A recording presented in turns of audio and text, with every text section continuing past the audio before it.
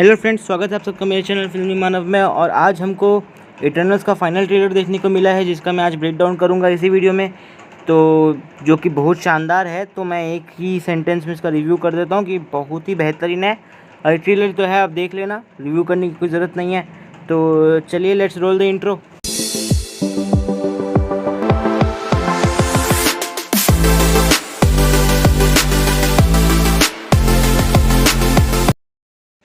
तो यहाँ पहले ही सीन में हमको हर चीज़ क्लियर होते हुए दिख रहा है कि 5 साल पहले थैनोस ने मतलब आधे यूनिवर्स को ख़त्म कर दिया था।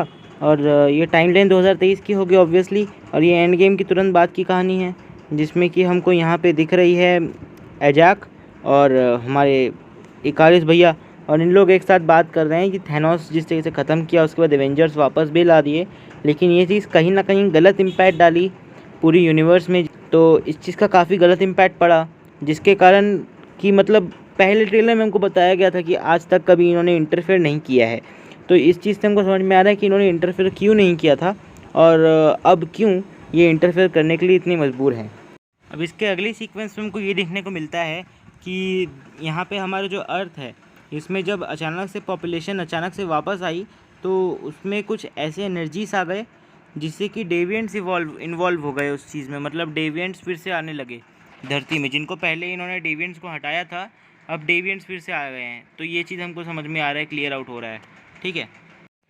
इसके अगले सीन में जब इकारिस एजैक से पूछता है कि हमारे पास कितना टाइम है इस चीज़ को ठीक करने के लिए, तो एजैक बोलती है 7 डेज़। इसका मतलब ये है कि 7 दिन के अंदर अगर इन्होंने इस चीज़ को ठीक नहीं किया तो डेविएंट्स धरती के ऊपर कब्जा कर लेंगे, जितना ट्रेलर देख के समझ में आ रहा है। तो इधर हमको अगले सीन में ये देखने को मिलता है कि इन लोग 7000 साल से इसी धरती में रह रहे हैं, कहीं ना कहीं छुप के, और मतलब बिछड़ के अलग अलग होके इसी धरती में रह रहे हैं। और इसी धरती का उद्धार करने के लिए इन लोग आए थे। इसका मतलब ये कि इन लोग ह्यूमंस को डेविएंट्स से बचाने आए थे। जब डेविएंट्स ने ह्यूमंस के ऊपर हमला किया, तो इन्होंने बचाने के लिए इन लोग इन्वॉल्व हुए। तो यहाँ पे हमको डेविएंट्स का भी एक क्लियर लुक देखने को मिल रहा है, जिसमें डेविएंट काफ़ी भयानक लग रहा है, काफ़ी अच्छा लुक है, ये देख के काफ़ी अच्छा लगा। इसी के आगे हमको ये भी दिखता है कि इकारिस यहाँ पे सबको बचा रहा है, मतलब ह्यूमंस को बचा रहा है डेविएंट से। और इसी से हमको ये क्लियर आउट हो रहा है कि इन लोग डेविएंट से ह्यूमंस को बचाने आए थे, और इस बार फिर से डेविएंट्स रिटर्न हो गए ह्यूमंस के बीच।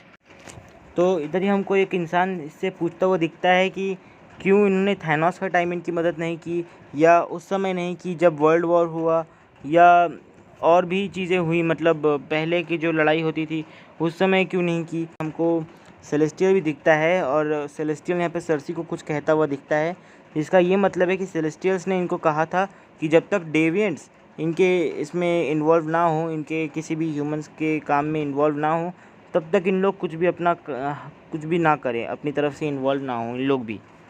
तो ये इस फिल्म की स्टोरी है। तो इधर ही हमको आगे देखने को मिलता है कि इकारिस कहता है कि हमको और लोगों को ढूंढना पड़ेगा, और फिर हम इन लोग जाते हैं ड्रूक को ढूंढते हैं।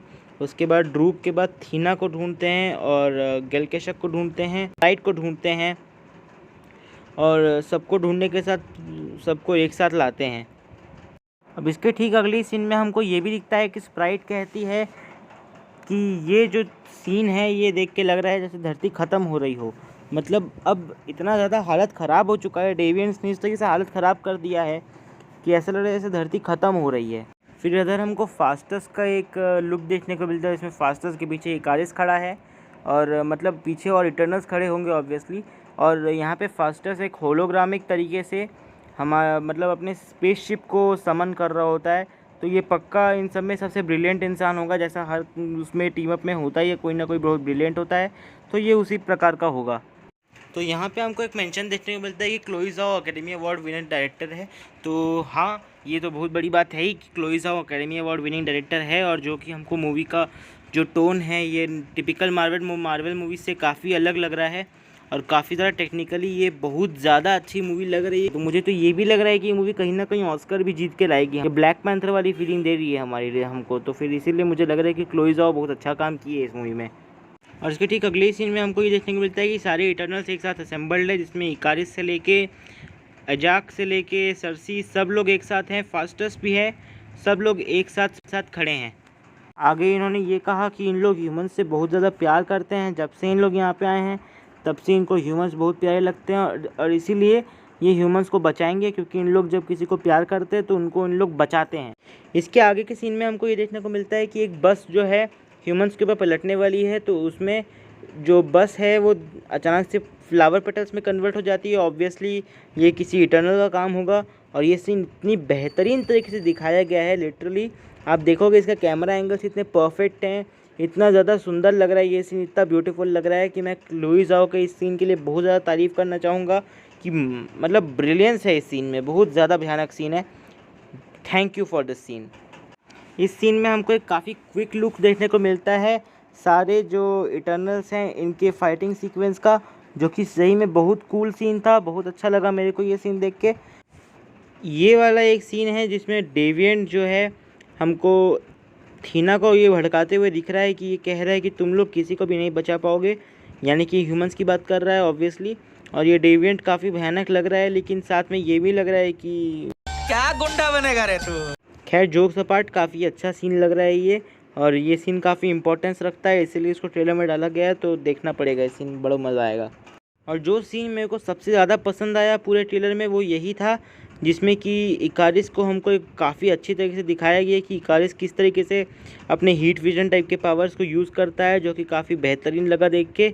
और इसके बाद टाइटल कार्ड के बाद हमको ये सीन देखने को मिलता है जिसमें इकारिस टेबल को वाइब्रेनियम का बना सोच के उसको ऐसे मारता है उसमें हाथ, और वो टेबल टूट जाता है। So that's it for today guys. अगर आपको ये वीडियो पसंद आई है तो आप लाइक कर देना, चैनल को सब्सक्राइब कर देना, और वीडियो को थोड़ा शेयर कर देना दोस्तों के साथ। मिलेंगे आप सबसे अगली वीडियो में, तब तक के लिए tata bye bye, thank you.